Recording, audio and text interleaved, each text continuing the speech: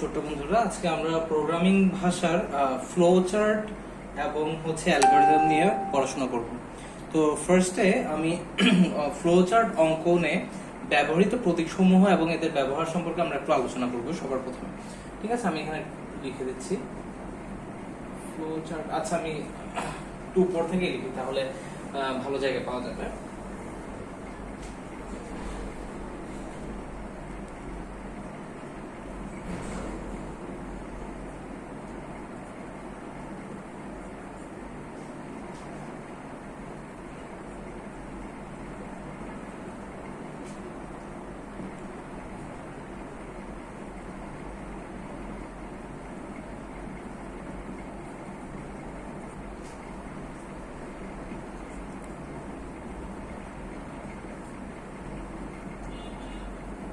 তো সবার আগে আমি বলতে চাই what is flow chart. Flow chart মানে আমি যদি ফ্লো বলতে বলি প্রবাহ একটা চার্ট। তো এখানে কিসের প্রবাহ বোঝাচ্ছে? এখানে বোঝাচ্ছে একটা প্রোগ্রামের প্রবাহ।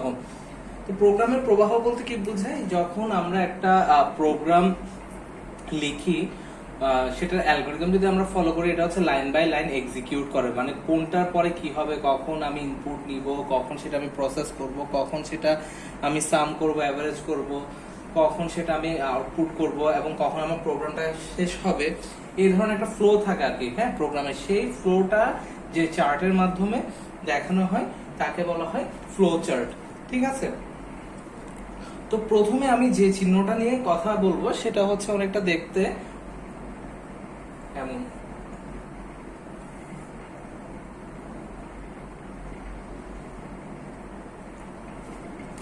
এটাকে বাংলায় প্রান্তিক চিহ্ন বলা হয়ে থাকে।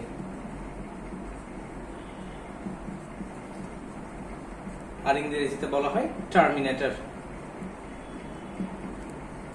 তো প্রান্তিক চিহ্ন বলার কারণ কি? প্রান্ত মানে কি বোঝায়?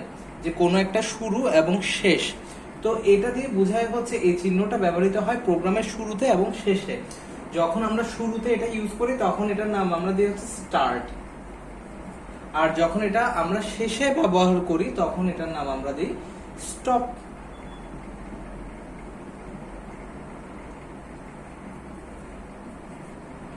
ঠিক আছে, এই জন্য এটাকে বলা হয় প্রান্তিক চিহ্ন।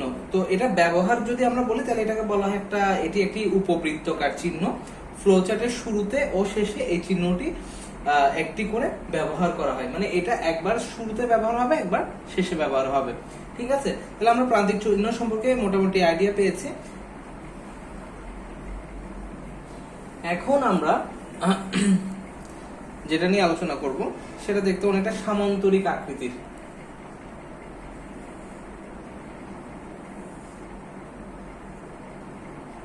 ঠিক আছে, তো এটাকে বলা হয় ইনপুট আউটপুট চিহ্ন।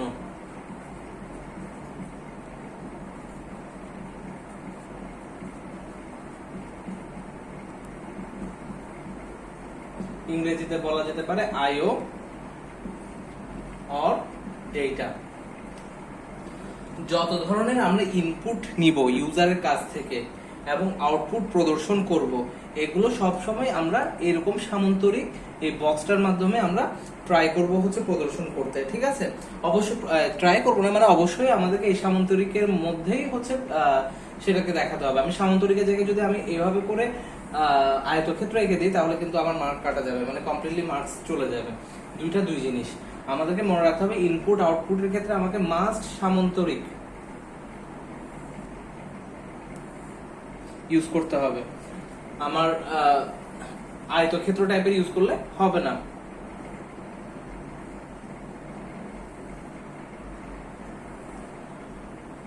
ঠিক আছে, তো এই সামান্তরিক বক্সটা কেন ইউজ হয়? আইও ইনপুট আউটপুটের জন্য। কিসের ইনপুট? ইউজার থেকে নেওয়া ইনপুট। আউটপুট কাকে দেখাবো? ইউজারকে দেখাবো। ঠিক আছে, তো বইয়ের ভাষায় এভাবে বলা যায় এটি একটি সামান্তরিক আকৃতির চিহ্ন। প্রোগ্রামের ডেটা ইনপুট এবং প্রোগ্রাম হতে ফলাফল প্রদর্শনের ক্ষেত্রে এই চিহ্ন ব্যবহার করা হয়। এরপর আমরা আসতেছি প্রসেসিং বা প্রক্রিয়াকরণ চিহ্নের ক্ষেত্রে। আমরা এর আগে দেখালাম কি আয়তক্ষেত্র না, এটা হবে সরি, এর আগে যেটা দেখাচ্ছি সামান্তরিক না, এখন দেখাবো আয়তক্ষেত্র। এই আয়তক্ষেত্রকে কি বলা হয়? প্রক্রিয়াকরণ চিহ্ন। আমরা যদি এটার জায়গায় এটা ড্র করে ফেলি, আমি যদি এখানে ইনপুট হিসেবে ইউজ করি তাহলে কিন্তু আমার মার্ক কাটা যাবে। আয়তক্ষেত্র কিন্তু শুধুমাত্র হচ্ছে কিসের জন্য? প্রসেসের জন্য, এবং সামান্তরিক হচ্ছে ইনপুট আউটপুটের জন্য। এটাকে কি বলা হচ্ছে? প্রক্রিয়াকরণ চিহ্ন।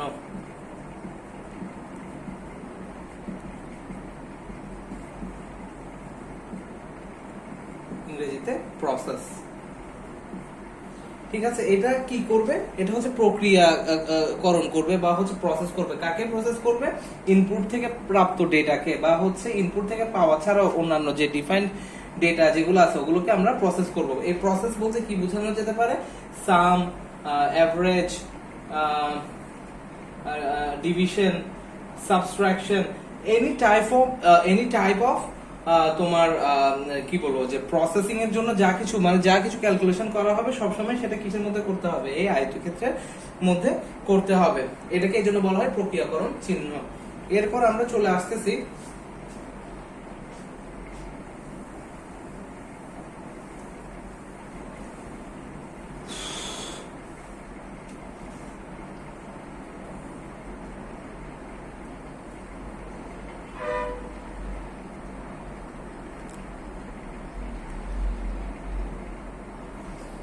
এটা দেখতে অনেকটা ডায়মন্ডের মতো।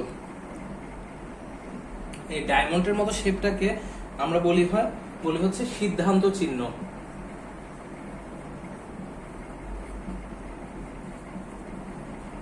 অথবা ডিসিশন বক্স। তো এই চিহ্নের মাধ্যমে আমরা আসলে কি করি? সিদ্ধান্ত নিই। ইফ এটা হলে, ইফ এক্স থেকে যদি ওয়াই বড় হয় তাহলে কি হবে,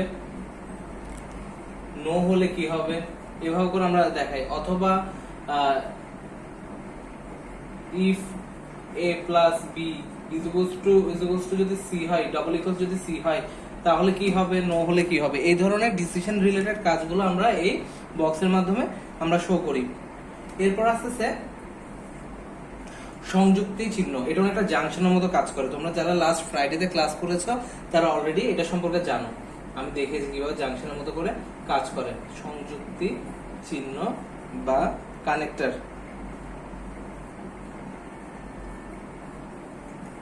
এই চিহ্ন করে কি, যে বিভিন্ন দিক থেকে যদি ফ্লো আসে, প্রবাহ আসে, সেগুলোকে এভাবে করে কানেক্ট করে একটা জাংশন ক্রিয়েট করে একটা ফ্লো ক্রিয়েট করার কাজটাই করা হচ্ছে এই সংযুক্তি চিহ্ন।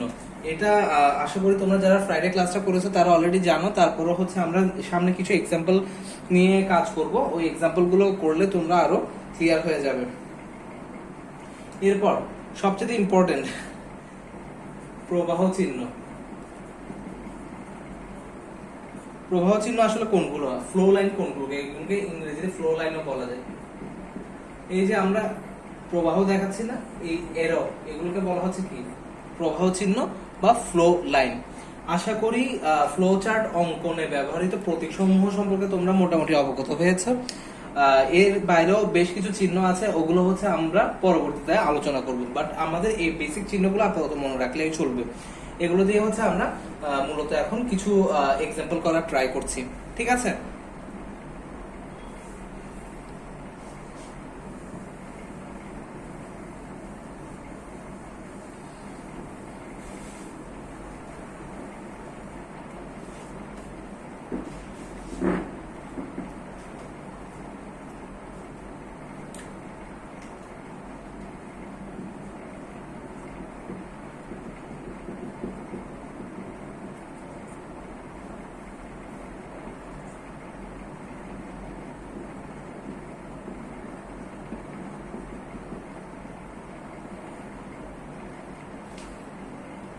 তো আমরা এখন যে অ্যালগরিদম এবং ফ্লো চার্টটা লিখবো এটা হচ্ছে তিনটি সংখ্যার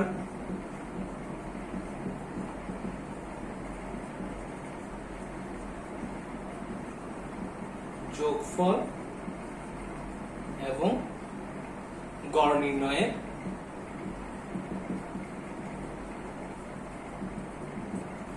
অ্যালগরিদম লিখো।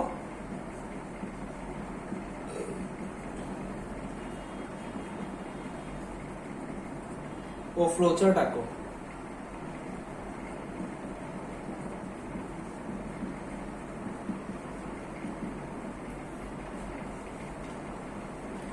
তো আমাদের যখনই হচ্ছে কোনো ফ্লো চার্ট বা অ্যালগরিদম আমরা স্টার্ট করব, the first thing we need to do হচ্ছে আমাদেরকে প্রোগ্রামটা স্টার্ট করতে হবে, বা যেটাকে আমরা বলতে পারি যে স্টার্ট দ্য প্রোগ্রাম অথবা কার্যক্রম শুরু করো। তো প্রথম ধাপ অ্যালগরিদম, আমি এই পাশে অ্যালগরিদম লিখতেছি, এই পাশে আমি ফ্লো চার্ট ড্র করব, ঠিক আছে? এই পাশে অ্যালগরিদম, হ্যাঁ।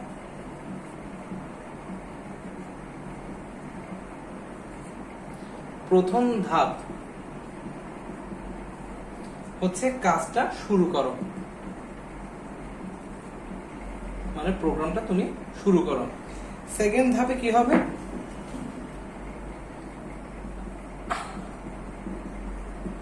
আমাকে কি বলছে? তিনটা সংখ্যার যোগফল নির্ণয় করতে বলছে। তো ওই তিনটা সংখ্যা কি? তিনটা সংখ্যা আমি কোথা থেকে পাচ্ছি? সেটা ইউজারের কাছে পাচ্ছি নাকি আগে থেকে ডিফাইন করে দেওয়া আছে? এখানে আগে থেকে ডিফাইন করে দেওয়া নাই, তার মানে আমাকে এই তিনটা সংখ্যাকে কোথা থেকে নিতে হবে? ইউজারের কাছ থেকে নিতে হবে। তাহলে আমি কি করতেছি? তিনটি সংখ্যা গ্রহণ করো, তিনটি সংখ্যা এ বি সি গ্রহণ করো। এটা এভাবে করে লিখে সুন্দরভাবে, এ বি সি গ্রহণ করো। সেকেন্ড ধাপ আমাদের শেষ, ঠিক আছে? এবার ধাপ 3 এ কি করতে হবে? তিনটি সংখ্যা নিয়ে কি করতে বলছে? যোগ করতে বলছে। তার মানে কি আমাকে তিনটা সংখ্যা যোগ করতে হবে।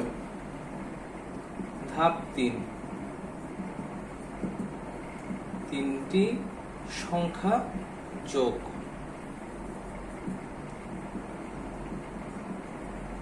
করো, a plus B plus C এর যোগফল s নির্ণয় করো। এটা গেল ধাপ 3। এরপর আমি চলে আসি হচ্ছে ধাপ 4। ধাপ 4 আমাকে কি করতে হবে? আমি তো যোগফল নির্ণয় করে ফেলছি, হ্যাঁ।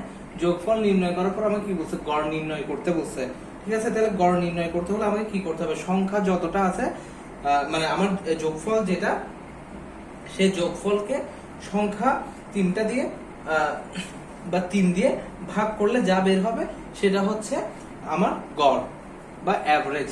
তাহলে আমি কিভাবে লিখতে পারি? ধাপ 4-এ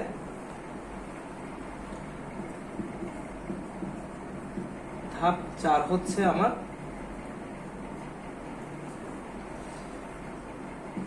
যোগফল s কে 3 দ্বারা ভাগ করো, average is equals to s by 3, ঠিক আছে? ধাপ 5 নাম্বার ক্ষেত্রে আমার কি করতে হবে? আমি তো নির্ণয় করছি, এরপর কি এটা আমাকে শো করতে হবে না ইউজারের কাছে? তাহলে আমি সেটা লিখবো। ধাপ 5 হচ্ছে গড় এবং যোগফল s, বুঝাচ্ছে না, s এবং গড় এবিজি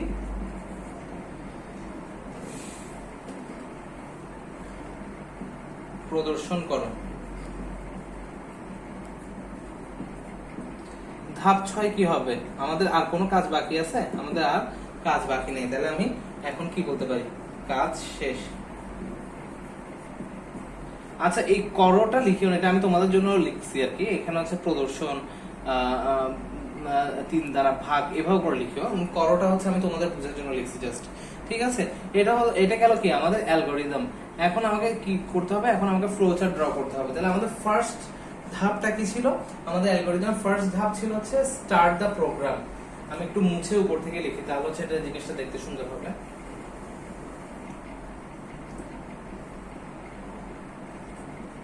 প্রোগ্রাম স্টার্ট করতে হবে সবার আগে। তাহলে আমরা যখন ফ্লো চার্টের প্রতীকগুলো সম্পর্কে পড়েছি, তখন আমরা দেখলাম না, আমরা স্টার্ট এবং এন্ড দুইটা টার্মিনেটর চিহ্ন ইউজ করব। তো আমার প্রোগ্রামটা যখন শুরু হচ্ছে তখন আমাকে কি লিখতে হবে? স্টার্ট। এরপর আমাকে কি করতে হচ্ছে? দ্বিতীয় ধাপে ছিল হচ্ছে তিনটি সংখ্যা এবিসি এর মান গ্রহণ করো। তাহলে হচ্ছে আমার তিনটা সংখ্যা এবিসি এর মান গ্রহণ করতে হবে। তো আমি যখন আইও বা ইনপুট আউটপুটের কাজ করব বা কোনো ইনপুট গ্রহণ করব, তখন আমাকে কোন চিহ্নটা শো করতে হয়? আমাকে হচ্ছে এই সামান্তরিকটা শো করতে হয়, তাই তো? তাহলে আমি এখানে কি বলবো? Input ABC. এরপর আমাকে কি করতে হবে, এরপর তৃতীয় ধাপে আমার ছিল হচ্ছে সংখ্যা তিনটাকে যোগ করতে বলছে। তাহলে যোগ করা কিসের মধ্যে পড়ে, যোগ করা পরে হচ্ছে আমাদের প্রক্রিয়াকরণ চিহ্নের মধ্যে। তাহলে আমি a a plus b plus c এটা কোথার মধ্যে লিখবো, আমি আয়তক্ষেত্রের মধ্যে লিখবো, আমি সামান্তরিকের মধ্যে কিন্তু লিখবো না। ঠিক আছে, সামান্তরিকের মধ্যে আমি শুধু রাখবো কি, আমি শুধুমাত্র রাখবো ইনপুট, আর আমি যে সামের কাজটা করবো সেটা কোথায় রাখবো, a b c এর মধ্যে রাখবো। ঠিক আছে, এরপর আমার কাজ কি, চতুর্থ ধাপে আমার কাজ কি, আমার ফার্স্ট সেকেন্ড থার্ড ধাপ গেল, চতুর্থ ধাপে হচ্ছে যোগফলকে 3 দ্বারা ভাগ করতে হবে, কেন, এভারেজ নির্ণয়ের জন্য। তো আমি এখানে আবার কি করতেছি, আবার একটা প্রক্রিয়ার কাজ করতেছি। তাহলে এটা আমি কিসের মধ্যে রাখবো, এরকম আয়তক্ষেত্রের মধ্যে রাখবো। তাহলে ABG is equals to S, এই S টা ডিভাইডেড বাই 3। ঠিক আছে, গেল। এরপর আমাকে কি করতে বলছে, পঞ্চম ধাপে যোগফলকে এবং গড়কে প্রদর্শন করতে বলছে, শো করতে বলছে, আউটপুট। তো ইনপুট আউটপুটের জন্য কি চিহ্ন ব্যবহৃত হয়, এই চিহ্নটা ব্যবহৃত হয়। তাহলে আউটপুটের জন্য আমি এই সেম সামান্তরিকটা ব্যবহার করব।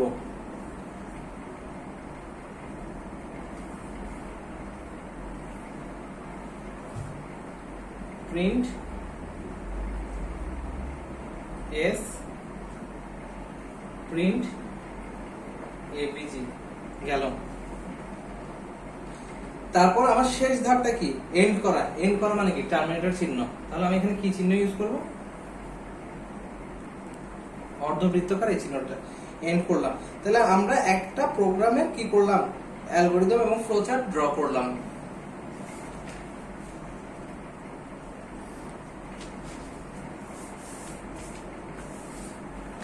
এখন আমরা আরেকটা প্রোগ্রাম সলভ করা ট্রাই করব। হ্যাঁ,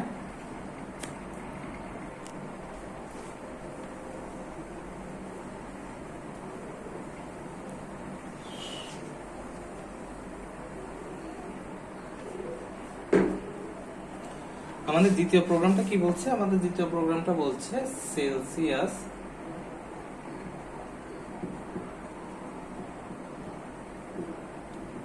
তাপমাত্রাকে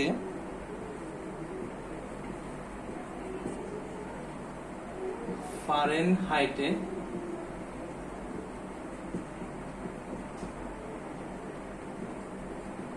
প্রকাশের অ্যালগরিদম লিখো এবং ফ্লোচার্ট অঙ্কন করো। তাহলে আমাকে ফার্স্টে ধাপ 1 এ সবসময় কি থাকে, আমার যে কোনো প্রোগ্রাম স্টার্ট করার জন্য ফার্স্টে ধাপ 1 এ থাকে, ধাপ 1 এ থাকে কাজ শুরু। দ্বিতীয় ধাপ,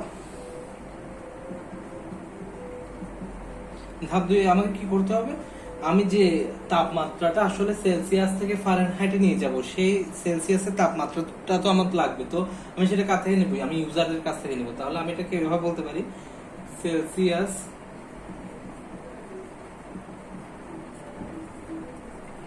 তাপমাত্রার মান সি গ্রহণ।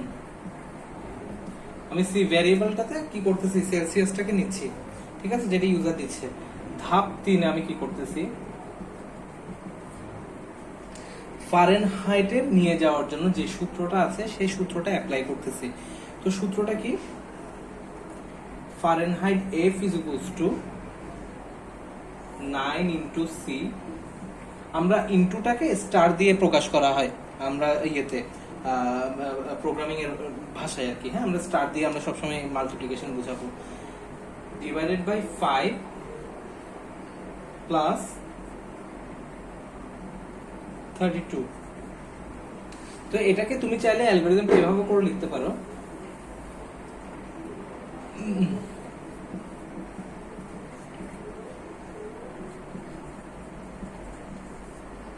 ঠিক আছে। ধাপ 4,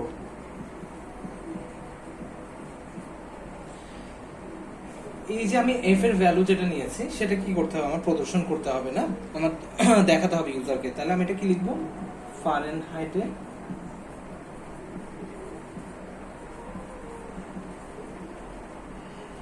তাপমাত্রা এফ এর মান প্রদর্শন। এরপর ধাপ 5, ধাপ 5 এর কাজ কি? আমাদের তো মোটামুটি এফ এর মান প্রদর্শন করা পর্যন্ত হয়ে গেছে, তাহলে আমরা হচ্ছে এখন কাজটা শেষ। তাহলে আমি কি লিখবো? কাজ শেষ। ঠিক আছে, এটা তো গেল কি আমার অ্যালগরিদম। এখন আমাকে কি করতে হবে? এটা ফ্লোচার্ট ড্র করতে চাচ্ছি আমি। তো ফ্লোচার্ট ড্র করার জন্য আমার কাজ শুরু। কাজ শুরু মানে কি? আমাকে স্টার্ট দিতে হবে। হ্যাঁ, এরপর ফ্লোটা কি? সেলসিয়াস তাপমাত্রার মান সি নির্ণয় বা গ্রহণ করা। তো গ্রহণ করা, আমি যখন কোনো কিছু ইনপুট নিচ্ছি তখন আমাকে কোন চিহ্নটা ব্যবহার করতে হয়? আমাকে হচ্ছে সামান্তরিক চিহ্নটা ব্যবহার করতে হয়। তো আমি এখানে হচ্ছে এই সামান্তরিক চিহ্নটা ব্যবহার করে কি করব? ইনপুট সি। ঠিক আছে, এরপর আমাকে কি করতে হবে? আমাকে হচ্ছে এই এফ এর ভ্যালুটা নির্ণয় করতে হবে। তো এটা একটা কি? এটা একটা প্রসেস। ঠিক আছে, যেখানে আমি মাল্টিপ্লিকেশন, ডিভিশন এবং এডিশনের কাজ করতেছি। তাহলে আমি এটা এভাবে করে লিখতে পারি। এটা হচ্ছে একটা বক্সের মধ্যে লিখতে হবে, আয়তকার ক্ষেত্রের মধ্যে। f is equals to 9 into c divided by 5 plus 32। ঠিক আছে, এটা এখানের মধ্যে রাখার চেষ্টা করি। এরপর আমাকে কি করতে হচ্ছে? এরপর হচ্ছে আমাকে ফারেনহাইটটাকে প্রদর্শন করতে বলতেছে। তাহলে হচ্ছে ফারেনহাইটকে যদি আমি প্রদর্শন করতে চাই, তাহলে কি আমাকে আবার এই সামান্তরিককে ইউজ করতে হবে। তাহলে আমি কি লিখতে পারি? Print F. এই এফটা যখন প্রিন্ট হয়ে যাচ্ছে, তাহলে কি ডিসপ্লে করলে এটা ইউজার দেখতে পাচ্ছে। এর পরের ধাপে কি আছে? আমার কাজটা শেষ। তাহলে আমি কি লিখতে পারি? Stop. So this is how আমরা হচ্ছে অ্যালগরিদম লিখবো এবং ফ্লোচার্ট ড্র করব। তো আই হোপ তোমরা যারা লাস্ট ক্লাস করেছো তারা অলরেডি অনেকটুকু বুঝতে পারছো। তো আমরা হচ্ছে আগামী ক্লাস থেকে আরো ডিটেলসে যাব। এই পর্যন্ত আমি চাচ্ছি যে তোমরা এই ভিডিওটা দেখে অ্যাটলিস্ট ফ্লোচার্ট এবং অ্যালগরিদম সম্পর্কে বেসিক আইডিয়াটা তোমরা নিয়ে ফেলো। তাহলে হচ্ছে আমরা নেক্সটে আরো একটু ডিফিকাল্ট প্রবলেম আমরা সলভ করব। তো সেই পর্যন্ত তোমরা সবাই ভালো থাকো, সুস্থ থাকো। আমরা হচ্ছে this Friday will be on time. আমরা 10টা থেকে যেটা 11টা থেকে যে ক্লাসটা স্টার্ট করি, সেই ক্লাসে আমরা অংশগ্রহণ করব এবং ওই দিন হচ্ছে আমরা তৃতীয় অধ্যায়ে কিছু প্রবলেমস নিয়ে কথা বলার কথা, ওগুলো আমরা ট্রাই করব সলভ করার জন্য। সে পর্যন্ত সবাই ভালো থাকো, সুস্থ থাকো। ধন্যবাদ।